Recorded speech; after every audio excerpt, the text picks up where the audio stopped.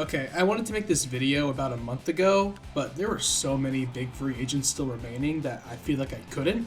But now that Alex Bregman signed with Boston, I can finally make this video. Before we start, hello, my name is Jack Cruz. This is my first baseball video. Thank you for tuning in, I appreciate it. Just a little bit about me, huge baseball fanatic as you can tell. My favorite team is the Astros. I'm Houston born, Houston bred, come at me, I do not care. Alright, now the main point of this video is that I'll be doing my predictions for the 2025 MLB season. I'm going to talk about each team, I'm going to predict how well they are going to do, I'm going to predict where they're going to end up in their division, and I'm also going to predict what their record is going to be. So I know that the math might not add up with the records, but once again, I don't care. Alright, let's go ahead and get started with the powerhouse that is the AL East.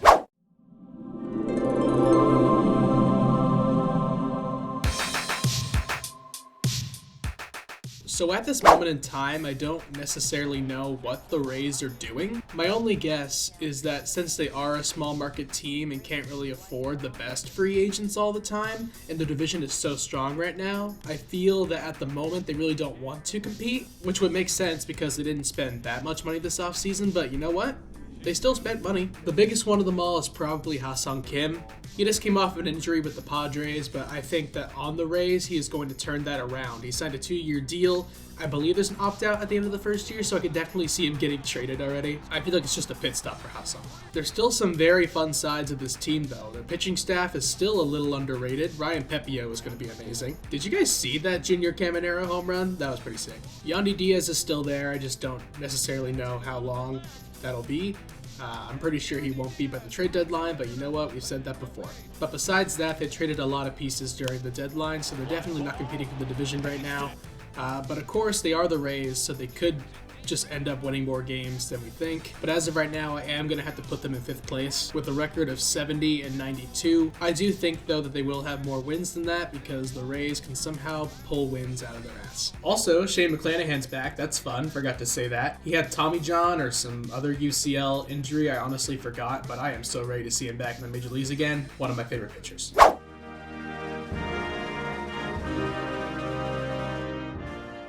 Ladies and gentlemen, may I present to you the winners of 2nd place. Honestly, Blue Jays fans, I'm so sorry. You try to get Shohei, 2nd place. You try to get Roki Sasaki, 2nd place. You try to sign Juan Soto, 2nd, maybe 3rd place, I'm not exactly sure. I mean, wow, no one wants to play in Toronto, and I have no idea why that could be. I mean, absolutely no reason that I can think of. Yeah. I mean, they got some secondary options. You know, they got Anthony Santander. They traded for Andres Jimenez. I think that'll be good. Jeff Hoffman. I actually really like that signing. Great reliever. And now Mad Max is in Canada, but I don't exactly know how good he's going to be. So yeah, I don't necessarily see how this team got better. I think they got a lot of replacements for the people that they lost. And some of those replacements are a little better than what they originally had. And let's not forget that a lot of the players on that Blue Jays roster are starting to progress. I am looking at you, George Springer. And also, Bo Bichette can't be as bad as he was last year, right? I mean, he can't be. He's going into a contract year. Speaking of contract years, Vladimir Guerrero Jr. Are you going to extend him or what? He's going to be owed a lot of money this offseason. Some team is going to pay him whether it's the Blue Jays or not. That should be priority number 1 next offseason. But we're talking about this offseason, and I don't think they necessarily got that much better, but I do think that Bo Bichette will be better than he was. So I will give them a better record than last year. I still have them in 4th place, but I have them with a record of 82-80. I think that's nice. Hopefully next year, though, they won't be the Kings of 2nd place. What the hell happened? I thought the Orioles were going to do stuff this offseason, but the only thing they did was just sign Tyler O'Neill, which, don't get me wrong, it's a good signing, but after that, I mean, what? Okay, so you lose Corbin Burns. That sucks, but whatever. But the replacement that you go for is Charlie Morton. Charlie Morton on the wrong side of 40. Yeah, very smart. Good job. They lost Anthony Santander and they replaced him with Tyler O'Neill, so it's fine. But minus that, they did not do much. They didn't do anything to make this team better than it already was. You better hope that Tomoyuki Sugano is him, because as of right now, this team got worse and you know it. I really thought that with the new ownership they were going to start spending money, but like, what? I still don't know what happened. But of course, they still have young talent. I mean, Gunnar Henderson's really good. Adley Rutschman's probably going to have a better year than he did last year. I really hope that this year Jackson Holiday breaks out. But I mean, minus that, this team did get worse. I got them in third. 88-74. But of course, they could be better. But as of right now, I really don't think so.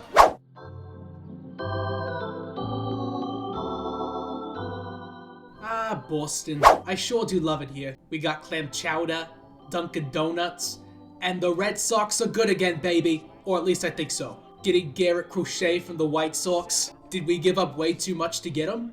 Yup. Kyle Teal and Braden Montgomery. So I really hope it extensions in the future. Aroldis Chapman, that's okay. Patrick Sandoval, small contract, good move. Really helps that rotation of Crochet, Sandoval, and of course, Giolito coming back soon. And not only that, but we got Walker Buehler. But I need more. It's not enough. Okay, so we overpaid for Gerrit Cole in the trade. But, hear me out, let's overpay for Alex Bregman. $40 million a year for Alex Bregman. $40 million a year, and we're the team to do it. That's absolutely amazing. And not only that, but it's the Scott Boras special. 3-year deal with opt-outs. Okay, we got Breggy, but just besides Breggy, we also have some of the most underrated talent in the league. Jarren Duran, Zidane Rafaela, Wilya Abreu, and you can't forget about Rafi Devers. I expect nothing less than 110 wins. Go Sox, and always, the Yankees. I do think that they are going to get second place, 91-71 though. And also, I could definitely see the Red Sox getting first place if literally everything goes right, but I think the team that is going to get first will get first. Oh, God damn it. Okay, yeah, the Yankees are going to get first, and I don't think it's going to be even close. I cannot explain how much I hate this as an Astros fan. Okay, the World Series last year, it was my personal hell. Like, I didn't want to watch any of the games. I did because it was the last time I got to watch baseball in months, but like, this Yankees team is really good and I cannot ignore it anymore because they got rid of a lot of the things that made them bad and they brought in really good additions. I hate that they got rid of that bad. I hate they're making good moves. I fucking hate the Yankees. Okay, they made some really good moves. Max Fried, amazing signing. 8-year deal though, very interesting. Getting Devin Williams to probably be your new closer unless they still go Luke Weaver. I don't think they do though. You lost Nestor Cortez in that, but you know what? It's whatever. You signed Max Fried. You got Cody Bellinger in a trade. Yankees fans have wanted Cody Bellinger for years, and now he is finally in the Bronx, and I do think that right field short porch is really going to help him. He didn't have that good of a year with the Cubs last year. Paul Goldschmidt on a 1-year deal. It's a little dangerous considering how old he is. He might not be good, but I do think at this time that it will be better than what Anthony Rizzo was going to give them. Now, they did lose some people, of course, the biggest one being Juan Soto, but I mean, they gave him a fair deal of, what was it, 10 years, $700 million? But it all ended with something about the Yankees not giving Juan Soto's parents a suite or something like that. I don't really know. Gleyber Torres went to the Tigers. I think we knew he wasn't going to be a Yankee anymore. And then you also lost Clay Holmes to the other borough in New York. But still, the Yankees got a lot better. I had them in first place in the East, and I hate this so much. It might be a little aggressive, but I got them going 102-60. They'll probably get less than 100 wins, so that's just what I personally think, and I cannot explain how much I hate this. It just feels awful. And I guess I did it for the Red Sox, so I should do it for the Yankees too. Yankees back on top, the Red Sox. Once again, these are my AL East predictions for the 2025 season. I will probably be wrong, like always. I'll get the AL Central video out at some point.